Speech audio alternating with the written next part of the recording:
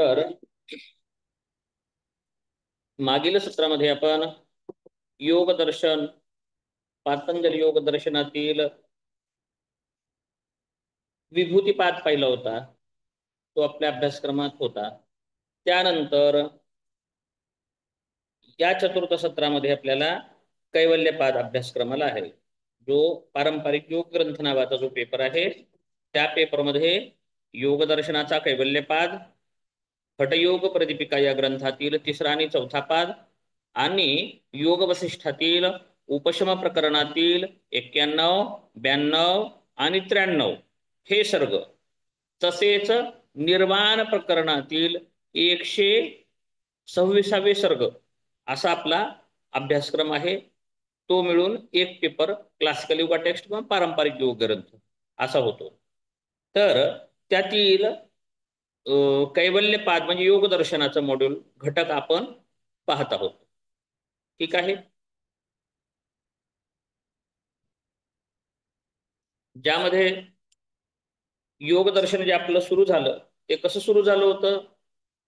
अथ शब्दाने पतंजली, महर्षी पतंजली यांनी मंगलाचरण केलं, प्रतिज्ञा केली, अधिकार सांगितला. अथ शब्दाने अथ इत्येम अधिकारार्थ, अधिकार सांगण्यासाठी अथ या पदाचं प्रयोजन केलं, निवडलं शब्द. आणि अथ योगानुशासनम, योगानुशासनम शास्त्रम अधिकृतम वेदितव्यम अशा स्वरूपात सांगितलं की अनुशासन नावाचं, योगानुशासन नावाचं शास्त्र आपण सांगणार आहोत असं प्रतिज्ञा केली. आणि दुसऱ्याच सूत्रामध्ये त्याच योगानुशासन नावाच्या शास्त्राची व्याख्या केली. तर त्या शास्त्राची व्याख्या काय केली? योगाची व्याख्या काय केली? तर चित्तवृत्तींचा निरोध म्हणजे योग होय. इथून आपला योग दर्शनाचा प्रवास सुरू झालेला आहे, जो अंतिम टप्प्यात आलेला आहे. प्रवास कसा सुरू झालाय? योग म्हणजे काय आणि योग म्हणजे काय, तर त्याचं व्याख्या आहे चित्तवृत्तीचा निरोध म्हणजे योग होय. स्थिर व्हा की, हलत डुलत आहेत सगळे दोघ जण. चित्तवृत्तींचा निरोध, निरोध करा ना, निरुद्ध झालं पाहिजे, हल्लं नाही पाहिजे. स्थिर सुखम आसनम, मोबाईल हलवत आहेत का तुम्ही पाय हलवत आहेत कुणाला माहिती. असं असं असंच करायला लागले आता अर्चनाताई आणि राधाताई दोघ जण. मग ती मला पण असं व्हायला लागलंय ते. स्थिर राहिलं पाहिजे. आपण योग शिकवतो, स्थिर सुखम आसनम म्हणायचं ना, असं असं असं हलवून कसं चालेल? स्थिर व्हा. कानावचनाची भेटी साचच जी गा किरीटी, वस्तू हो निवठी कवन एकजो. कानाची आणि वचनाची भेट झाली पाहिजे, बरोबर आहे. त्यावेळेसच वस्तू स्वरूपामध्ये ज्ञान प्रगट होतं असं सांगितलेलं आहे. चला येऊ दे आपल्या विषयावरती. तर अशा प्रकारे प्रवास कुठून सुरू झाला होता? चित्तवृत्ती निरोध म्हणजे योग होय, हे सोडायचं नाही बरं का. आत्मा परमात्मा मिलन वगैरे विषय योग दर्शनात नसेल ते. हठप्रतिभिकच्या वेळेस आपण ते पाहू तिकडे, बरं का. जीव शिव मिलन, शिवशक्ती मिलन, जीव ब्रह्म ऐक्य हे विषय आपण कुठे घेणार आहोत? हठयोग प्रदीपिकेमध्ये, तंत्रयोगामध्ये आपण ते पाहणार आहोत, किंवा अद्वैत वेदांतामध्ये तो विषय आपण घेऊ. इथे चित्तवृत्तीचा निरोध म्हणजे चित्तवृत्तीचा जो अखंड प्रवाह चालू आहे, अनादि काळापासून जो प्रवाह चालू आहे, त्या प्रवाहाला खंडित करणे. खंडित करणे म्हणजे रोखणे, खंडित करणे म्हणजे कापणे असा अर्थ नसेल, आडवणे असं. निरोध आडवणे, बरोबर आहे, म्हणजेच योग होय. मग त्या योगाचे प्रकार सांगितले. ते योग म्हणजे काय, तर ते 4-5 प्रकारचे चित्ताचे भूमी आहेत. मूढ, क्षिप्त, विक्षिप्त, निरुद्ध आणि एकाग्र, बरोबर आहे. मूढ, क्षिप्त, विक्षिप्त, एकाग्र आणि निरुद्ध क्रमास आहे. ठीक आहे. तर ते त्या भूमी कशा आहेत? सत्व, रज, तम इत्यादीच्या आधिक्यामुळे वेगळ्या वृत्ती भूमी सांगितल्या गेलेल्या आहेत. तर ही समाधी काय आहे? चित्तवृत्तीचा निरोध म्हणजे काय आहे? समाधी. योग समाधी, योग म्हणजे समाधी होय. योग म्हणजे काय आहे? समाधी. चित्तवृत्ती निरोधाचा अर्थ पतंजली व्यासांनी सांगितला. काय आहे? योग समाधी. योग म्हणजे समाधी होय, बरोबर आहे. व्यास भाष्य आठवतंय का? पुस्तक आहेत ना सगळ्यांकडे? राधाताई 8व्या बरोबर आहे, दुसऱ्या सत्रामध्ये झालं होतं योग समाधी, म्हणजे सूत्राच्या भाष्यामध्ये व्यासांनी सांगितले ते योग म्हणजे समाधी आहे. आणि ही समाधी काय आहे मग, तर सच सार्वभौम चित्तस्य धर्म, तो समाधी हा काय आहे, समाधी काय आहे, तो चित्ताचा सार्वभौमिक म्हणजे प्रत्येक भूमीतील धर्म आहे. धर्म म्हणजे काय असतो, धर्म म्हणल्यास त्याचा गुणधर्म आहे, ते त्याच्या सोबतच असतं. धर्मी भिन्न नसतात, धर्मीला सोडून धर्म राहत नाही. आपण धर्मी इत्यादी विवेचन कशात पाहिलंय, आता प्रथम सत्रामध्ये दुधगावकर सर होते, प्रथम सत्रामध्ये तत्वज्ञानामध्ये आपण पाहिलंय. धर्म शब्दाचा अर्थ आहे धर्म किंवा लिंग शब्द म्हणजे काय आहे, तो चिन्ह किंवा गुण या अर्थाने धर्माचा शब्द, धर्म शब्दाचा अर्थ आहे गुण, लिंग शब्दाचा अर्थ असतो चिन्ह, बरं का. तशाच प्रकारे मग सच सार्वभौम चित्त धर्म, म्हणजे धर्म म्हणल्यास तो धर्मीला सोडून राहील का, नाही. तो कशाचा धर्म आहे, सार्वभौमिक चित्ताचा, म्हणजे प्रत्येक भूमीमध्ये धर्म आहे तो समाधी म्हणजे. म्हणजे समाधी कुठे कुठे सिद्ध होते, तर प्रत्येक भूमीमध्ये समाधी सिद्ध होते. प्रत्येक भूमीमध्ये, मूढावस्थेमध्ये सुद्धा समाधी होते, क्षिप्तावस्थेतही समाधी होते, विक्षिप्तावस्थेमध्येही समाधी होते, निरुद्ध आणि एकाग्र अवस्थेमध्ये सुद्धा समाधी होतेच. परंतु अपेक्षित काय आहे, योग समाधी, समाधी म्हणजेच योग. तर प्रत्येक भूमीमध्ये समाधी होते परंतु प्रत्येक भूमीमध्ये योग होत नाही, बरं का.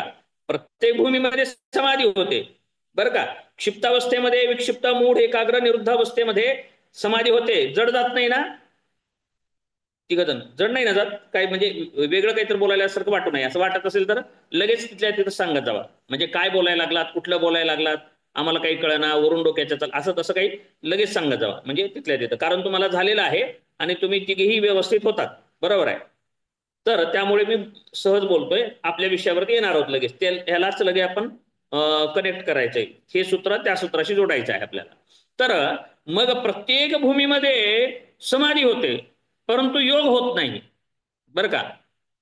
म्हणजे समाधी म्हणजे योग आहे असं म्हटलेलं आहे. मग याचं चिंतन आपण करणं गरजेचं आहे, याच्यावर विचार केला जावा तुमच्याकडून. समाधी म्हणजे योग आहे, योग समाधी असंही म्हणता तुम्ही, बरोबर आहे. आणि समाधी म्हणजे जो, मग प्रत्येक भूमीमध्ये झाली पाहिजे समाधी.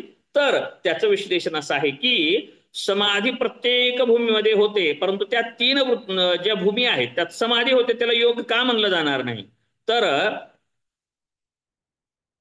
तर काय आहे, तर तिथं रज तम इत्यादी गुणाचा प्रभाव असतो आणि तो योग संज्ञेला प्राप्त होत नाही. नवे नवे एकाग्र अवस्थेतील सुद्धा, मग आक्षेप असा येतो की एकाग्र अवस्थेतील सुद्धा भूमीमधील, बरं का, अवस्था म्हणजे भूमीमधील सुद्धा मग समाधी म्हणायला नको आहे, योग म्हणायला नकोय, परंतु मग त्याला पण योग नाही म्हणायला पाहिजे, परंतु त्याला सुद्धा म्हणावं लागेल. काही भाष्यकार त्याबद्दल चिंतन करतात, तिथे सुद्धा योग नाही म्हणला पाहिजे मग, परंतु त्याला योग म्हणलाय. तो सूक्ष्म विषय आपण पाहूत कधीतरी, प्रथम पादाच्या विवेचनामध्ये पाहूयात. आता आपण पुढे गेलोय, चला इथपर्यंत थांबूत या विषयाला.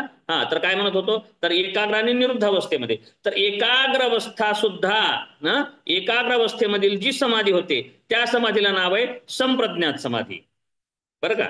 संप्रज्ञात समाधी आहे. आणि संप्रज्ञात समाधी म्हणजे सबीज समाधी आहे, ती निर्बीज नाही, बरं का. म्हणजे ती सुद्धा बहिरंगच आहे, समाधी आहे परंतु बहिरंग आहे. तदपि बहिरंगम निर्बीजस्य, अशा प्रकारे ते चार प्रकारचे विभाग कोणत्या समाधीचे केलेत, मग संप्रज्ञाचे केलेले आहेत. संप्रज्ञात.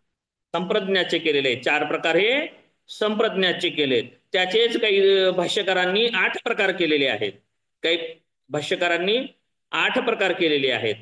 अशी समाधी संप्रज्ञात, आणि ती संप्रज्ञात समाधी ही कोणत्या भूमीमध्ये होते, एकाग्र. एकाग्र, बरोबर आहे. परंतु एकाग्र भूमी ही निरुद्धपेक्षा कनिष्ठ आहे, परंतु बाकीच्या तिन्हीपेक्षा तर श्रेष्ठच आहे. आणि तीही साधना मार्गात मध्ये परिवर्तित हे असंप्रज्ञात मध्ये होऊ शकते, निरुद्ध मध्ये प्रवर्तित होऊ शकते. म्हणून हे समाधी आणि योग या संज्ञेला पात्रता मानलेली आहे. मात्र पतंजलींनी किंवा भाष्यकारांनी या भूमीमध्ये असणारी सुद्धा समाधी योग संज्ञेला पात्र मानलेली आहे. परंतु संपूर्णतः अपेक्षित योगच चित्तवृत्ती निरोधा याला मात्र अपेक्षित हे एकाग्रमधली नाहीये. बरं का, एवढा विस्तार केलाय म्हणजे संकल्पना क्लिअर केली मी तुम्हाला. जरी प्रश्न कसाही कुठेही कधीही येऊ तर तुम्हाला ते सांगता यावं, कारण कन्सेप्ट आपण क्लिअर करण्यासाठी म्हणून एवढा विस्तारित बोललो मी तुम्हाला. तर पतंजलीने जे पहिलं दुसरं सूत्र आहे व्याख्या करणार, तर ते सूत्र कोणत्या समाधीला लागू पडतं, तर निरुद्ध अवस्थेमधील निरुद्ध अवस्थेमधील असंप्रज्ञात समाधी हीच समाधी पतंजलींना अपेक्षित आहे. आणि तिचं त्यासाठी सांगितलेलं आहे योगच चित्तवृत्ती निरोध, म्हणजे सर्व वृत्ती निरोध रूपी समाधी. बरोबर, सर्व वृत्ती निरोध रूपी समाधी. आणि त्या समाधीमध्ये काय असतं, तर त्याच समाधीमध्ये तदा दृष्टो स्वरूपे अवस्थानम अशी स्थिती असते. आणि त्या स्थितीमध्ये दृष्टा कैवल्याचा उपभोग घेत असतो, स्वरूपामध्ये असतो, आणि त्या अतिरिक्त व्यतिरिक्त असतो, तर तो वृत्ती सारूप्यम इतरत्र अशाच स्थितीमध्ये असतो. त्यामुळं आणि कारण संप्रज्ञात समाधीमध्ये पाहिले आपण वितर्कानुगत नावातच आहे, विचारानुगत, आनंदानुगत, अस्मितानुगमात. अस्मिता म्हणजे अस्मी, अस्मी म्हणजे अहंकार, मी असल्याची भावना. ते कैवल्य पदात आपल्याला पाहिजे आणखी. अस्मिता, अस्मिता मात्रम सूत्र आहे पुढे आपल्याला. अहंकारापासूनच चित्ताची उत्पत्ती झालेली आहे, अस्मितेपासूनच चित्ताची उत्पत्ती झालेली आहे. आणि चित्त अस्मीला धारण करूनच अस्मितानुगत समाधीला प्राप्त होतं. त्यामुळे ते कशाला तरी धरून आहे. बरोबर आहे, ते कशाला तरी संधान साधून आहे. कारण की त्याला शब्द काय आहे, आलंबन घेऊन आहे. आलंबन कशाचं तरी घेऊन आहे. बरोबर आहे, आधार कशाचा तरी घेऊन आहे. म्हणजे स्वावलंबी, स्वयंपूर्ण, परिपूर्ण अशी समाधी नव्हे. म्हणून त्या समाधीतून साधक मागे येऊ शकतो, जन्ममरणाला प्राप्त होऊ शकतो. तो कैवल्याला प्राप्त झालेला नाही, जे की भारतीय दर्शनाचं, सर्व दर्शनाचं अंतिम तात्पर्य हे काय आहे, तर मोक्ष आहे. अंतिम तात्पर्य हे अपवर्ग आहे. आणि योग दर्शनाचं ते अंतिम तात्पर्य म्हणजे कैवल्य म्हणजेच मोक्ष आहे. पुरुष प्रकृती संबंध विच्छेद विच्छेद या स्वरूपाला अवस्था प्राप्त करून देणारी समाधी म्हणजेच असंप्रज्ञात म्हणजे निरुद्ध अवस्थेतील समाधी होय. आणि त्यासाठी सूत्राचा प्रयोग केलेला आहे योगच चित्तवृत्ती निरोध. योग म्हणजे चित्तवृत्तीचा निरोध होय, असा अर्थ ह्या सूत्राचा होतो. ठीक आहे, तर मग आपण कशासाठी आलोय आता, एवढं विस्तार का केला, तर तो चित्तवृत्तीचा निरोध सांगत असताना पतंजलीने मग बाकीच्या गोष्टी सांगितल्यानंतर वृत्तींचे प्रकार सांगितले. वृत्तींचे प्रकार सांगितल्याच्या नंतर मग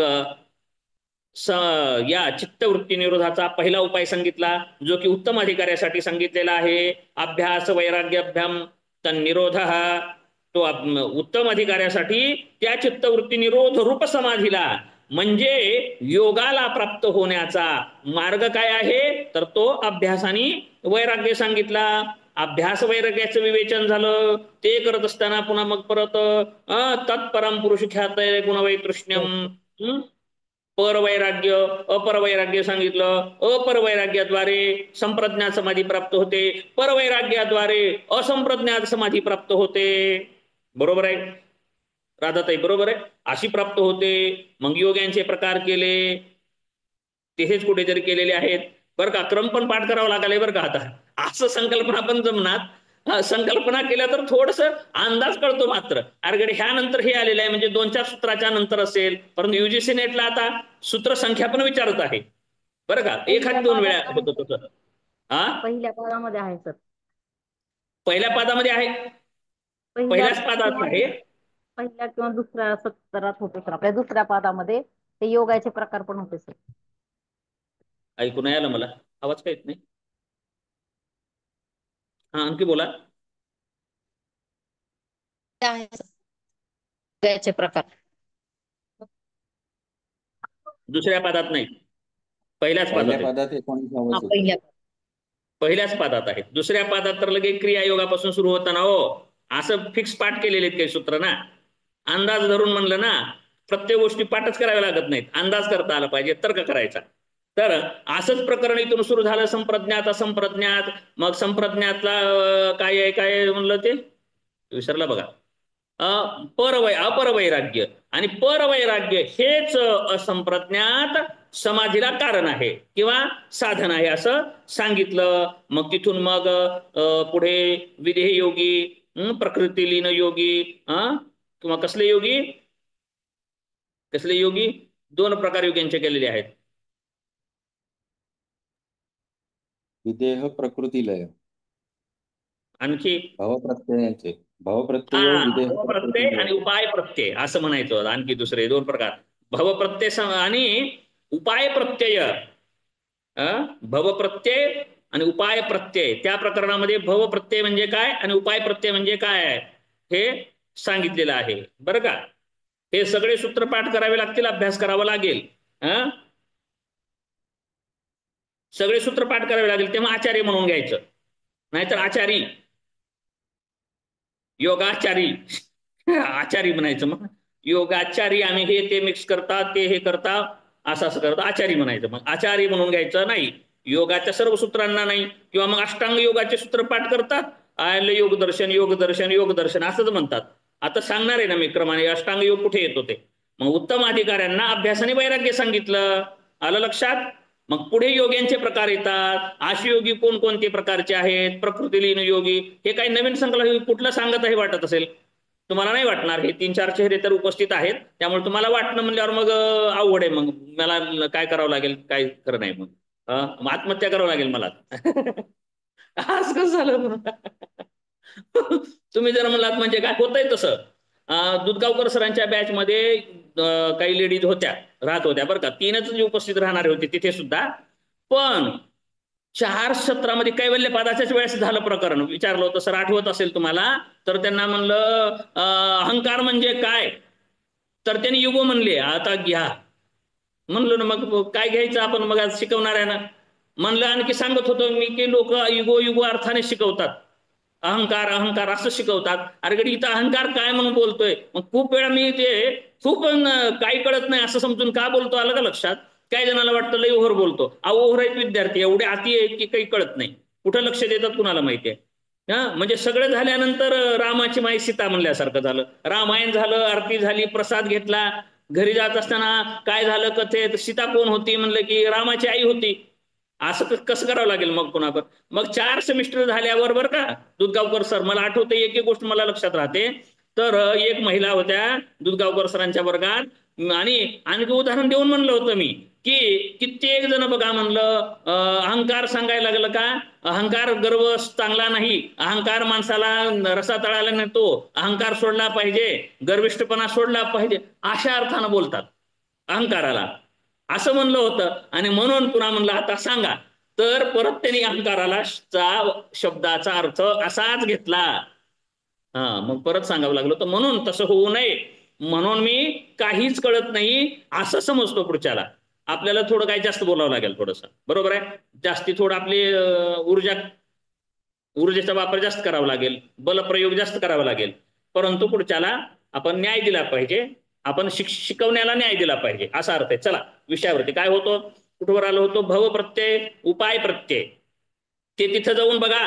आता तुम्हाला एक एक मुद्दे सोडतोय. जर आता तिघांना पण तुम्हाला जर विसरला असेल, जर विसरलेला असेल तर पुस्तकं काढून पहा, उलट पानं करून पुन्हा बघा. आता नाही पण बघा, यासाठी मी क्रमाने येतोय बरं का. योगदर्शन कळालं तर सगळं कळालं, बाकी काहीच नाही कळालं मग तुम्हाला. ठीक आहे. तर काय म्हणत होतो, तर उपाय प्रत्यय योगी वगैरे वगैरे वगैरे सांगितले प्रकार. ते झाल्यानंतर असाच क्रम गेला. मग चित्त प्रसादनाचे उपाय सांगितले, प्रच्छर्दन विधारणाभ्याम, ईश्वर प्रणिधानाद्वा, ईश्वर काय आहे हे प्रकार सांगत सांगत सांगत सांगत पुढे पुढे जात जात जात जात मग मध्यम मार्ग, मध्यम साधकासाठी एक उपाय सांगितला. कशाचा, योगस चित्तवृत्ती निरोध. कारण योग काय, आपल्याला दुसरं सूत्र सोडायचं नाही, आपण दुसऱ्या सूत्राच्या अनुषंगाने सांगत आहोत. आणि ती म्हणजे काय आहे? समाधी. समाधी म्हणजेच काय आहे? योग आहे. मिलन फिलन नाही, भानगड ते नाही करायची तशी. आणखी परत नका करू, आत्मा परमात्मा म्हणायचं नाही. म्हणतील योग म्हणजे आत्मा परमात्मा एक होणे, मिलन होणे, जीव ब्रह्म ऐक्य. आणखी म्हणतील काय करावं लागेल, तर ते म्हणजे चित्तवृत्ती निरोध रूप समाधी, ते म्हणजे योग आहे. आणि ते योगाचे उपाय सांगितले अभ्यास वैराग्य. आणि त्या अभ्यास आणि वैराग्य, त्यात वैराग्याचे प्रकार पर वैराग्य, अपर वैराग्य. बरं का? संप्रज्ञात असंप्रज्ञात. आणखी गोंधळ कसा होतो माहितीये का याचे? संप्रज्ञात असंप्रज्ञात कोणते श्रेष्ठ आहे?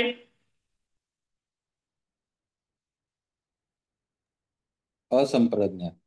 नका सर तुम्ही, अ घेतलं की म्हणजे असंप्रज्ञात. मग पर वैराग्य अपर वैराग्य श्रेष्ठ कोणतं आहे?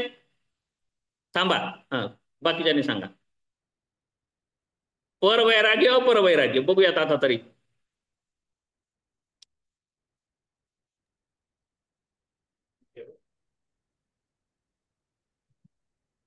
अप्पर. अपर, मग तेच म्हणलं, असं लागू करतात. कुठे कुठे तर्क चुकतो. हेच बघायचं होतं मला.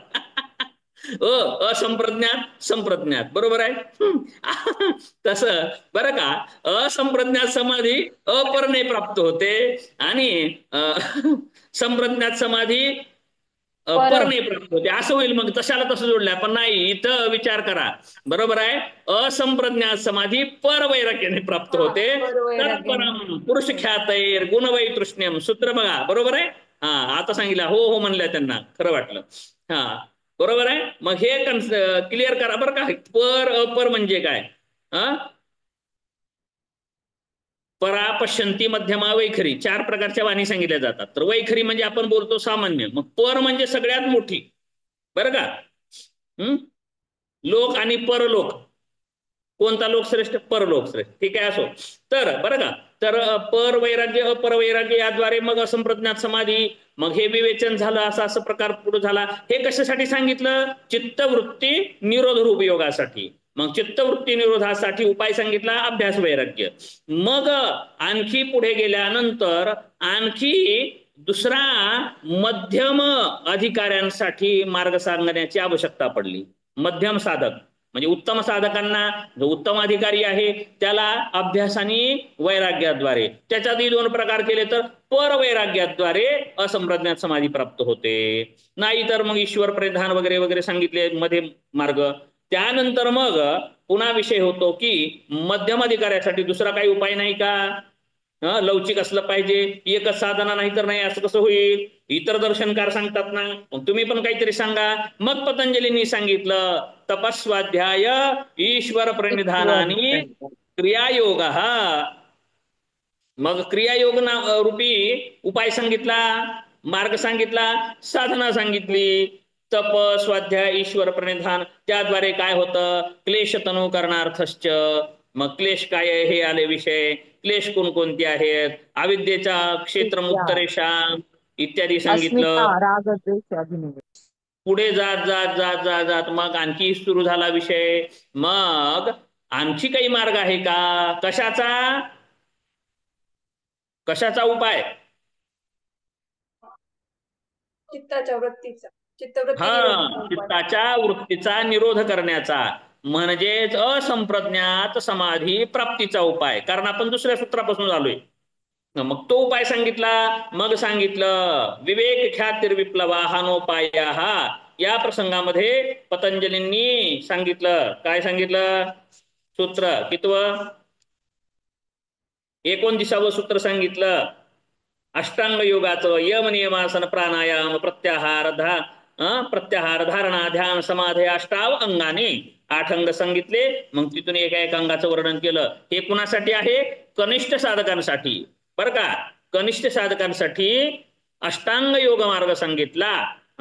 आणि अष्टांग मार्गामध्येच 3 जे अंतिम अंग आहेत ते अंतरंग अंग, 5 बहिरंग सांगितले. आणि मग त्या 3 अंतरंग अंगालाच काय म्हणलं? संयम मानलं. आणि संयमाचा परिणाम सांगितला. वेगवेगळ्या सिद्धी कोणकोणत्या प्राप्ती होत्या त्या सांगितल्या गेल्या. ते सांगत सांगत सांगत मग भूतजय सिद्धी, परकाया प्रवेश सिद्धी, विभूती पादातील सूत्र तर 2-3 परीक्षा 4 परीक्षा तर 2-4 तर सूत्र तिथलेच यायला लागले. कूर्मणाड्याम स्थैर्यम, कंठकूपे क्षुत्पिपासा निवृत्ती, ध्रुवे तद्गती ज्ञानम इत्यादी अनेक सूत्र रिकाम्या जागा येतात किंवा जोड्या जुळवा इत्यादी इत्यादी भाग येतो UGC नेटला.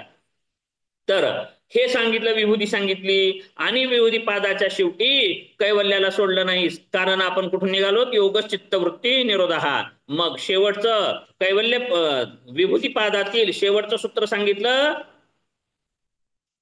शेवटचं सूत्र काय सांगितलं? सत्व पुरुषयो शुद्धी साम्ये कैवल्यम. म्हणजे कैवल्य म्हणजेच चित्तवृत्ती निरोध रूपी योग, म्हणजेच चित्तवृत्ती निरोध सांगितला. हीच सगळ्यात मोठी सर्वश्रेष्ठ सिद्धी आहे, जी की योग दर्शनाचं ध्येय आहे, म्हणजे परमध्येय आहे, मुख्य ध्येय आहे. हे सांगितलं आणि आपण तिथे 3ऱ्या सेमिस्टरला 3ऱ्या पादापाशी थांबलो होतो. बरोबर आहे.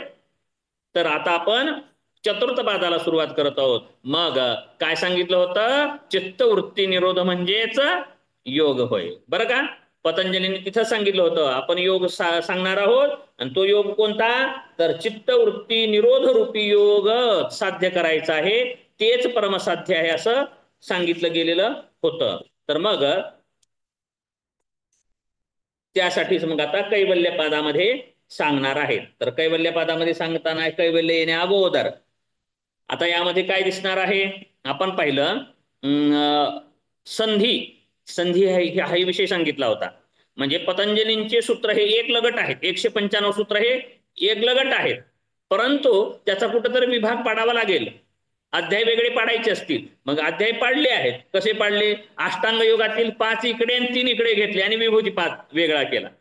मग आता सिद्धी सांगत सांगत असताना कैवल्यम त्या सूत्रापाशी थांबवलं तिथे.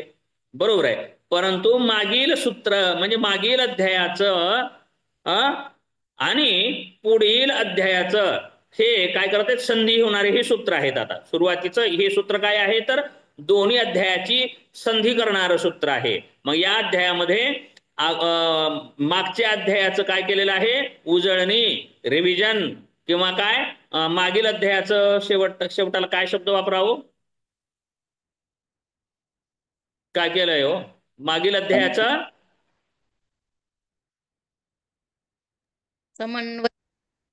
समन्वय. मागील अध्यायाचा समन्वय आणि पुढील अध्यायाची प्रस्तावना.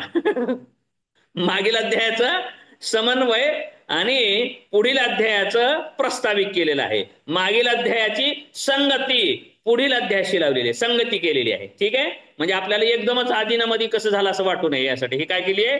आता संगती लावलेली आहे. तर संगती आपली कशी करूयात? तर वेगवेगळे जे विभूती सांगितल्या होत्या, वेगवेगळ्या सिद्धी सांगितल्या होत्या, त्याच सिद्धी सांगत शेवटची सिद्धी सांगितली काय? कैवल्यम. सत्वपुरुषयोर शुद्धी साम्ये कैवल्यम. बरोबर आहे. कैवल्य सांगितलं. मग तिथे अध्याय थांबल्यानंतर मग आता सांगतात सिद्धी संपल्या. परंतु आता या अध्यायाच्या प्रारंभी या ज्या सिद्धी सांगितल्यात मागील अध्यायामध्ये, मागील विभूतीपादामध्ये वेगवेगळ्या सिद्धी सांगितल्या आहेत. तर त्या सिद्धी कशा कशा प्राप्त होतात त्या सिद्धीचं वर्गीकरण केलं. आता त्या सिद्धीचं वर्गीकरण केलं. वर्गीकरण अनेक प्रकाराने केलेलं आहे बरं का. बाकीच्या ठिकाणी काय सिद्धी कोणी केलेलं आहे बाबा? सिद्धींचं घेतोच तरी सिद्धींचं विभाजन केलेलं आहे, वेगळ्या प्रकारे केलेलं आहे. परंतु इथे प्राप्तीच्या साधनाच्या मार्गाने विभाजन केलेलं आहे. वर्गीकरणाचे घटक काय वापरले तिथे? तर या उक्त सिद्धी अगोदर सांगितलेल्या मिळवण्याच्या मार्गानुसार वर्गीकरण केलेलं आहे. आता आपण पाहू. आता वर्गीकरणाचे पद्धती काय, क्रायटेरिया काय वापरला जातो? आता सजीवांचे वर्गीकरण. आता किती प्रकारात करतं? वनस्पती आणि प्राणी. पहिलं विभाजन करता येईल. वनस्पती म्हणजे स्थावर राहणाऱ्या 2च प्रकारात होईल. मग कोणी म्हणले नाही बरोबर आहे, प्राण्यांचं वर्गीकरण करा वेगळ्या. मग एक पेशी बहुपेशी असे केलं जातं. परत पुन्हा सस्तन प्राणी, अस्तन प्राणी 2च प्रकारात होईल. मग ते काय? सस्तन अस्तन याद्वारे केलं. स्तन असणारे प्राणी, नसणारे प्राणी. अशा अर्थाने केलं. पुन्हा म्हणले नाही नाही जन्माच्या प्रकारावरनं करूयात. असे वेगवेगळे प्रकार परत गेले. मग त्यात कोणी 3 प्रकार केले. मग कोणी म्हणले राहण्याच्या ठिकाणावरनं, जलचर, भूचर, उभयचर अशा प्रकारे वर्गीकरण करता येईल. मग ते कशावरनं? राहण्याच्या ठिकाणावरनं, आधिवासावरनं त्यांचं वर्गीकरण केलं. बरोबर आहे. कोणी म्हणेल नाही मग सरपटणारे, चलण्याच्या पद्धतीवरनं झालं, मनक्यावरनं झालं, म्हणजे हे विभाजनाच्या पद्धती झाल्या वेगवेगळ्या. तसं मागील अध्यायामध्ये सांगितलेल्या सिद्धींचं विभाजन अनेक प्रकारांनी केलं जातं. बाकीच्या काही भाष्यकारांनी प्रकार सांगितलाय बरं वर्गीकरण, ते पुढे मी घेतो कधीतरी. वर्गीकरणाच्या पद्धती सांगितल्यात. परंतु इथलं जे वर्गीकरण सांगितलेलं आहे ते कशा आधाराने असणार आहे? तर त्या सिद्धी प्राप्त करण्याचे साधनाद्वारे वर्गीकरण केलेले. कशाद्वारे वर्गीकरण केलेलं आहे आता या सूत्रामध्ये? साधनाद्वारे. बरोबर आहे. पाणी आहे, बरोबर आहे. पाणी, एक पाणी सारखंच आहे सगळीकडे, पाणी सारखंच आहे. मग पाण्याचं वर्गीकरण कोणी म्हणेल खारट पाणी, तुरट पाणी, आंबट पाणी, जड पाणी, हलकं पाणी, गढूळ पाणी असं म्हणता येईल. हे त्याच्या रंगावरनं, त्याच्या प्रकारावरनं. परंतु आपण म्हणू पावसाद्वारे प्राप्त झालेलं पाणी, बोर द्वारे मिळालेलं पाणी, नदीतून मिळालेलं पाणी, समुद्रामार्फत आलेलं पाणी, म्हणजे हे काय झालं? प्राप्तीच्या साधनावरनं केलेलं वर्गीकरण.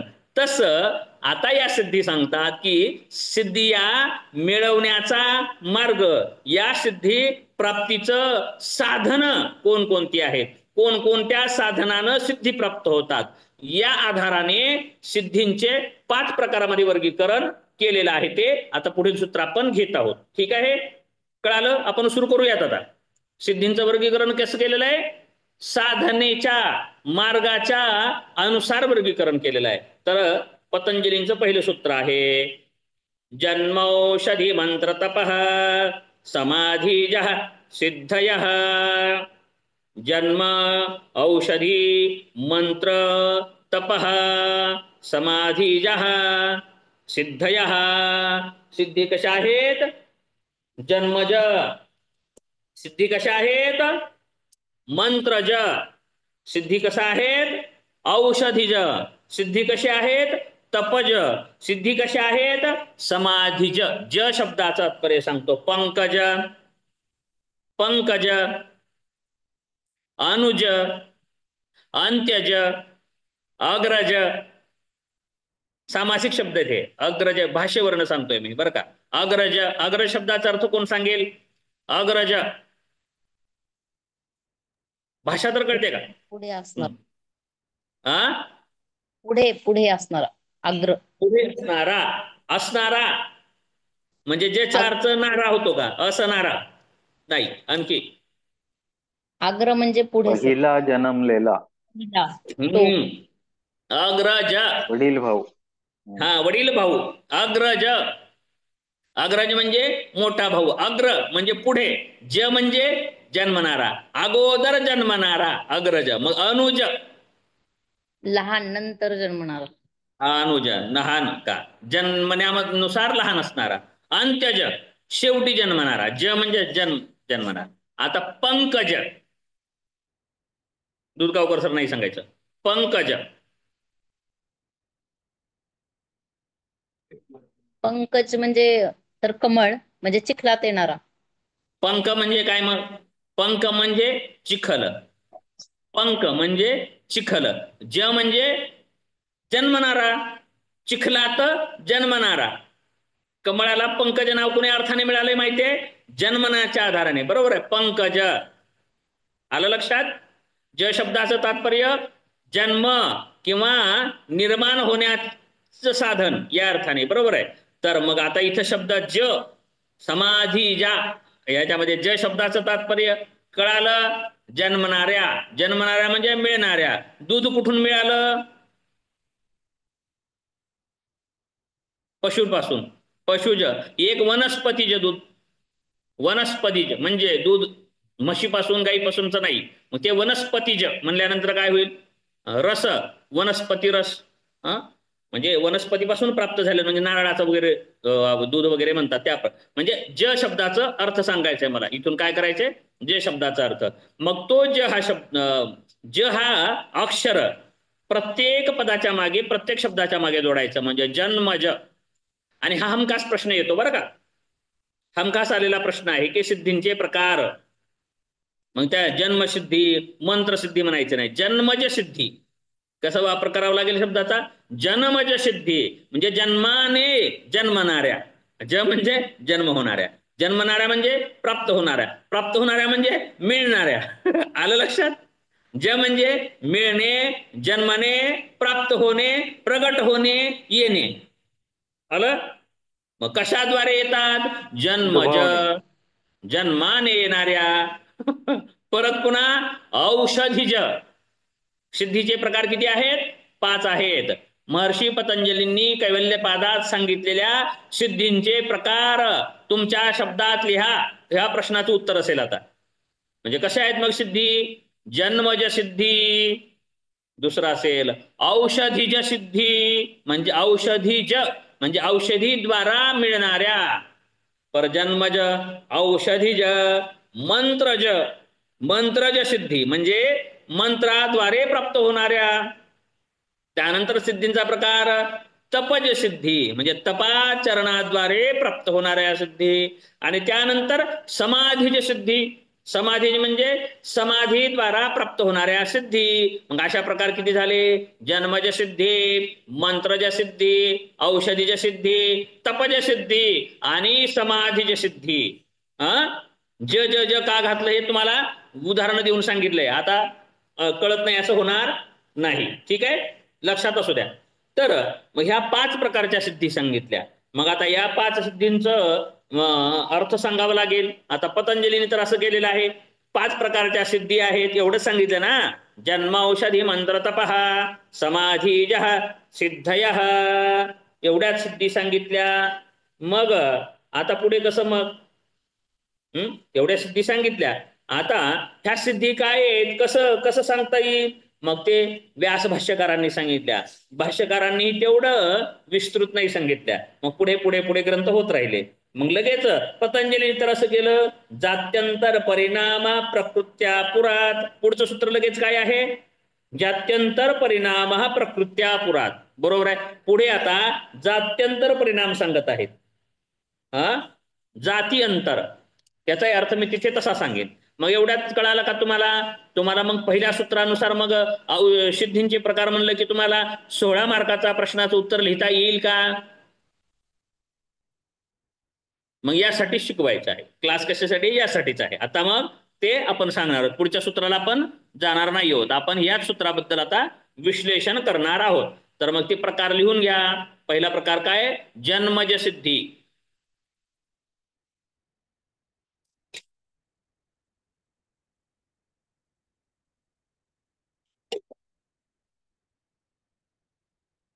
जन्मज सिद्धी म्हणजे जन्माद्वारे, या जन्मज सिद्धी जन्माने प्राप्त होणारे असतात, जन्मतःच प्राप्त होणारे असतात. मग आपल्याला जन्मतः आपल्याला कोणकोणत्या सिद्धी प्राप्त झालेल्या आहेत, काय प्राप्त झाल्यात सांगा की हो. सांगणार आहे मी, काय सिद्धी प्राप्त झाल्यात आपल्याला.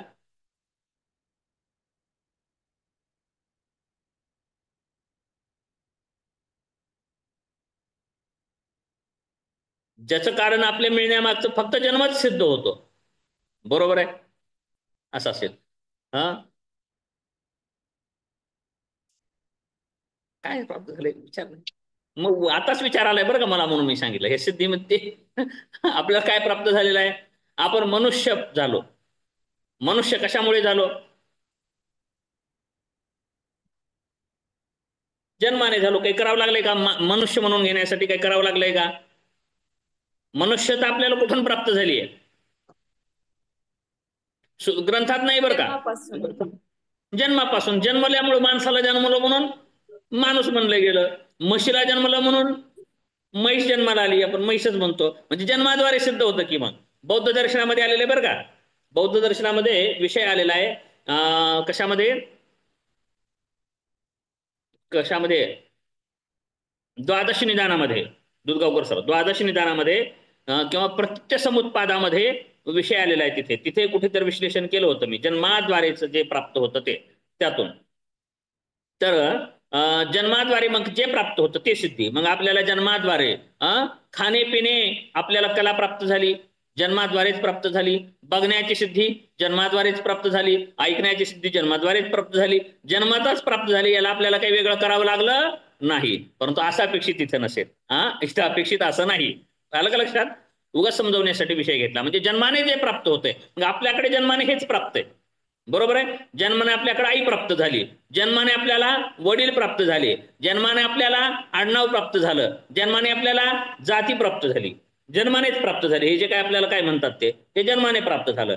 परंतु इथे हे नाही सांगायचं, जन्माने प्राप्त झालेल्या सिद्धी सांगायच्या आहेत. म्हणजे हे जे पूर्वी विभूतीपादात सांगितल्या त्या सिद्धी जन्मांतराने जन्माद्वारे सुद्धा प्राप्त होतात. मग जन्माद्वारे कशा प्राप्त होतात? तर यासाठी भाष्यकार काय सांगतात? देहांतरिता जन्मना सिद्धी. एवढंच घ्या आता. देहांतरिना जन्मना सिद्धि, देहांतर जन्म के द्वारा होने वाली सिद्धि जन्मना सिद्धि कही जाती है. म्हणजे एखाद्या व्यक्तीला जन्मतःच एखादे विशेष सामर्थ्य प्राप्त असते. हे सगळ्यांनाच प्राप्त आहे ना. आपण उठणं बसणं खाणं पिणं मनुष्यता हे सगळ्यांना प्राप्त आहे. मग सिद्धी कशी म्हणता येईल? प्रत्येक जणच आहेत ना ते, त्यामुळे ते सिद्धीमध्ये येणार नाही. मग एखाद्या व्यक्तीला जन्मतःच एखादे विशेष सामर्थ्य प्राप्त असते, विशेष सामर्थ्य प्राप्त असते. हे ज्ञान पूर्वजन्मातील साधना अभ्यासाने प्राप्त झालेले असते. हे ज्ञान कसे प्राप्त झालेले असते? पूर्वजन्मातील साधना अभ्यासाद्वारे प्राप्त झालेले असते. जसे की कपिल मुनींना प्राप्त झालं होतं जन्मताच सिद्ध म्हणून जन्माला आले होते. आणखी परत जन्मताच सिद्धी प्राप्त आपल्याला काही जणाला माहिती आहे बघा. जन्मताच काही जणाला काही काही विशेष दिसायचं प्राप्त होतं. म्हणजे उदाहरण घेऊयात पण, पायाळू प्रकार माहितीये का? मानत असो नसो, फक्त संकल्पना तरी पायाळू म्हणायची संकल्पना आहे ना. पायाळू म्हणतात. पायाळू म्हणजे काय असतं? पायाकडून जन्म झालेला. बरोबर आहे. मग हे जन्मताच प्राप्त झालं, त्याला जन्म झाला पायाकडून. पण त्याच्यात काय आपण ग्रामीण भागात म्हणतात, तुम्हाला माहित असेल तर, त्याला काय कळतं? जमिनीतील पाणी. मग ते धन पायाळू, त्याला धन दिसतं जमिनीतलं. परत काही पायाळू असतात भूत पायाळू, त्याला मेलेले वगैरे भूत प्रेत दिसतात बरं का. काही पायाळू असतात पाणी दिसतं त्यांना बरं का. असे अनेक पायाळूचे प्रकार आहेत की काहीतरी वेगळं. मग जन्माद्वारे त्यानं काही केलं का? सहज आता तुम्हाला दिसतं का पाणी जमिनीमधलं? नाही दिसत. त्याला का दिसतं? त्याला दिसतं पाणी. का बरं दिसतं? त्यानं काही केलं का? नाही केलं. आपल्याला काही लई सूक्ष्म बघायचं झालं तर दुर्बीण लावावी लागते, बरोबर आहे. पण त्यानं काही लावलं का? नाही. मग तरी पण नैसर्गिक जन्माद्वारे प्राप्त झालेला आहे, त्याला जन्माद्वारे प्राप्त झालेला आहे. जन्मताच काही जणाला दूरचं ऐकायला येतं. जन्मताच काही जणाला विशेष कौशल्य प्राप्त होतं, म्हणजे हे जन्माद्वारे प्राप्त होतं. तसंच ह्या ज्या पूर्वी सांगितलेल्या सिद्धी काही जणांना जन्मताच प्राप्त होत्यात. जसे विशेष काही महात्मे लोक आहेत, संत गजानन महाराज, साईबाबा, सत्यसाई बाबा, आणखी काही अनेक उदाहरणं घेता येतील की जन्मतःच व्यक्ती. स्वामी नृसिंह सरस्वती स्वामींनी जन्मतःच एकाक्षरा गायत्रीचा उच्चार केला. आणखी काही महात्म्याबद्दल सांगण्यात येतं की काही महात्म्यांनी जन्मतःच ओंकाराचं गर्जना केलं, रडलेच ओंकाराच्या स्वरूपामध्ये, असं वर्णन सांगितलं. जन्मतःच रडणं काय केले? ओंकार प्रणवोच्चाराद्वारेच रडणं केलं काही जणांनी. रडणं नाही आपल्या ट्या ट्या करून नाही रडले काही जणांनी. म्हणजे मग काय विशेष सिद्धी जन्मतःच प्राप्त झालं त्यांना. मग असेच महात्मे. मग जन्मतःच काही जण, मग काही जणांना पूर्वजन्माचं ज्ञान होतं. मी गेल्या वर्षी सांगितलेलंच आहे बघा. एक शांतीदेवी नावाचे एक व्यक्ती होत्या. सांगू का? सांगतो विस्ताराने, कळेल तुम्हाला कन्सेप्ट. वेळ आपल्याला काही गडबड नाही, तर शांतीदेवी नावे तुम्ही गुगलवर टाका बरं का, माहिती मिळेल तुम्हाला. शांतीदेवी नावाच्या एक महिला होत्या. मथुरा जिल्ह्यातील का वृंदावन कोणता तर जिल्हा होता, तिथे जन्मतःच असं झालं होतं की त्या, उदाहरणासाठी सांगतो, जन्मसिद्धीचे उदाहरण खूप देणार आहे, म्हणजे तुम्हाला उदाहरणं पण सापडतील लिहिण्याचं पहिलं अभ्यासक्रमाच्या बाहेर आहे. जग आपल्याला व्यवहारामध्ये विषय कळेल, ह्या योगसूत्र कळेल यासाठी सांगतो. तर शांतीदेवी नावाच्या महिला होत्या आणि त्यांना 2-4 काहीतरी मुलं होते आणि एक मूल झालं आणि मूल जन्मलं की लगेच त्या मेल्या. शांतीदेवी बरं का, ते मेल्या आणि मेल्यानंतर बरं का, मग त्यांचा जन्म कुठे झाला, दिल्लीमध्ये झाला म्हणे. म्हणजे मेल्या म्हणूच नाही, आता आपण अगोदर सांगू. तर कसं झालं, दिल्लीमध्ये एक मुलगी जन्मली होती. दिल्लीमध्ये एक मुलगी जन्माला आली. इथून सुरू करा, बाकीचं विसरा आता. हा, सुरुवात अशी करायची कहाणीची. दिल्लीमध्ये एक मुलगी जन्मली, बरोबर आहे. जन्मली आपल्या इथं जसं मुलं आहे तसंच जन्मले ते मोठे झाली. मग एक 6 महिने वर्षाने चालायला लागतात, रांगायला लागतात, तसंच व्हायला लागलं. 1 वर्ष झालं, 2 वर्ष झालं, बोबड बोलायला लागली. 3 वर्ष झाली, 4 वर्ष झाली, 5 वर्ष झाली, बोलायला लागले. बरोबर आहे, बोलायला लागली. तर काय बोलायला लागली, मी इकडची आहे, मला माझं मूल पाहायचंय, माझ्या मुलाला मला भेटायचंय, माझ्या नवऱ्याला भेटायचंय, असं म्हणायला लागली. किती वर्षाची मुलगी, 5 वर्षाची मुलगी, जिचा जन्म 5च वर्ष झाले होते. असं म्हणायला लागले. आई वडील घाबरले, बोलायला लागले. सत्य घटना आहे बरं का, याबद्दल मी माहिती सांगतो तुम्हाला. घाबरायला लागले, खूप बेचैन झाले. म्हणजे कुणी म्हणाला भूत लागले, कुणी म्हणाला प्रेत झालं, असं झालं, कुणी म्हणाले ह्या देवाकडे जा, इकडे जा, तिकडे जा, कोणी म्हणायला लागले मानसोपचार तज्ञाकडे जा, हिला येड लागले, असा प्रकार झाला. मग सतत असंच बोलायला लागली ती, जायचंय मला माझ्या मुलीला भेटायचंय, रडायला लागली. असं खूप झालं. मग ते काय उगत सहजच म्हणायची. मग एक व्यक्ती आले होते, ते म्हणले की आपण बघूयातच याबाबत.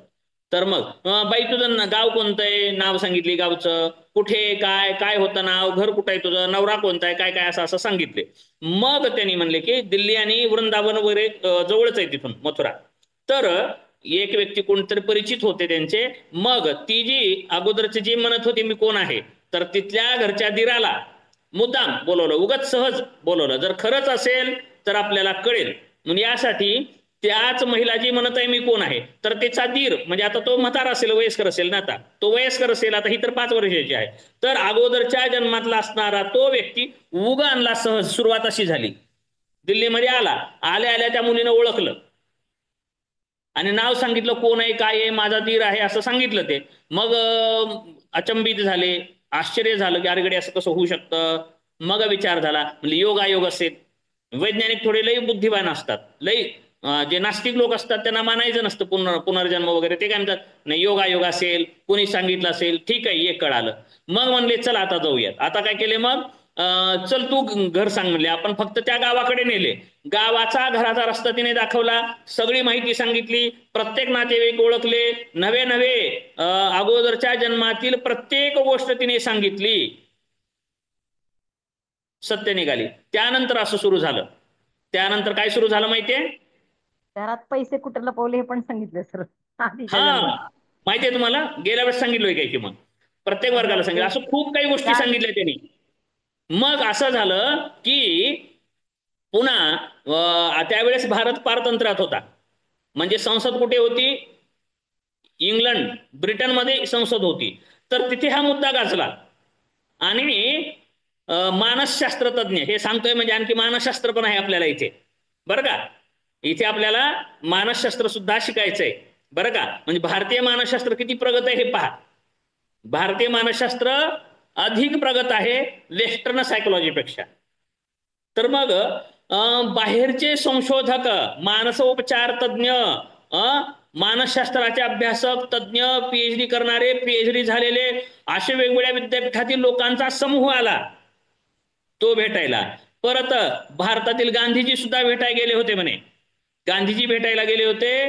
परत इथले प्रत्येक ज्यांना मानसशास्त्राचे जे अभ्यासक आहेत, प्रत्येक जण त्या बाईला भेटायला जात होते, शांतीदेवीला. तर त्या शांतीदेवी कधी वारल्या माहितीये, 1988 ला. म्हणजे काही दूरचा कालावधी नाही. कधीच्या आहेत त्या, 1988 ला वारल्या. तर 1988 ला वारण्यापर्यंत प्रत्येक जण त्यांना भेटायला यायचा. बाहेर देशात, जगात कुठला पण, जगातला कुठलाही व्यक्ती ज्यांना जन्म पुनर्जन्म यावरती विचार येतो, शंका चिंतन करण्याची आवड झाली, ते प्रत्येक त्या बाईला भेटायला यायचा. आणि त्यांना भेटलेला प्रत्येक व्यक्ती कितीही नास्तिक असू द्या, तो म्हणायचा मला विश्वास नाही पुनर्जन्मावरती, परंतु या महिलेची घडलेली घटना खरीच आहे. प्रत्येकाने म्हटलेले नोंदी आहेत बरं का, नोंदी आहेत त्याच्या, सर्व तुम्ही पाहू शकता. तर म्हणजे काय सांगायचं होतं मला, मग जन्मत असताना काही पराक्रम केला का, कुठं साधना करायला गेली का, समाधी मिळवली का, काही नाही. मग कसं प्राप्त झालं, जन्मताच प्राप्त झालं. आपल्याला विभूतीपादामध्ये सांगितले बघा, काय सांगितलंय सूत्र सांगा. पूर्वजाती ज्ञानम, पूर्वजाती ज्ञानम सिद्धी कशाने होते,